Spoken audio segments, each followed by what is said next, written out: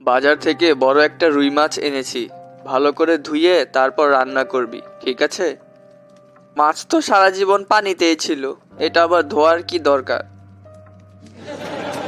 শুনুন, ডাকাত সর্দার জগলুকে আপনার হেফাজতে দিতে চাচ্ছি। আপনি কি পারবেন তাকে সামলাতে?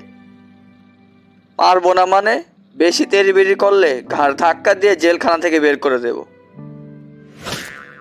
বলুন, আপনার কি সমস্যা? আমার নিজেকে একটা মুরগি মনে হয় ডাক্তার সাহেব। কবে থেকে আপনার এই সমস্যা? যখন আমি ডিম ছিলাম তখন থেকেই।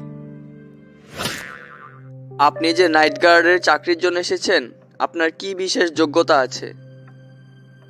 আমি অল্প গোলমালেই জেগে উঠতে পারি, স্যার। কিরে, তুই স্টেডিয়ামে খেলা দেখতে এসেছিস? টিকিট পেলি কোথায়? ভাইয়ার কাছ থেকে পেয়েছি। তা তোর ভাইয়া কোথায়? তাকে তো দেখছি না। ভাইয়া মনে হয় বাসায় খেলার টিকিট খুঁজতেছে। আপনাকে না বলেছিলাম আমার ঘরের কলিং বেলটা ঠিক করানোর জন্য একটা লোক পাঠালেন না কেন? পাঠিয়েছিলাম তো। আপনার ঘরের কলিং বেল টিপে কারো সাড়া না পেয়ে চলে এসেছে। ছেলেটাকে নিয়ে অনেক পেরেশানিতে আছি।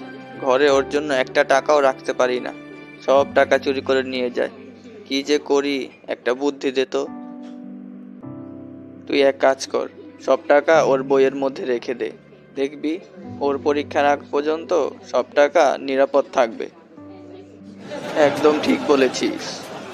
আচ্ছা দোস্ত, কল্পনা কর তুই একটা 20 তলা বাড়ির ছাদে দাঁড়িয়ে আছিস। এমন সময় 19 তলায় আগুন লাগলো। এখন তুই কি করবি? করব, কল্পনা করা বন্ধ করে দেব।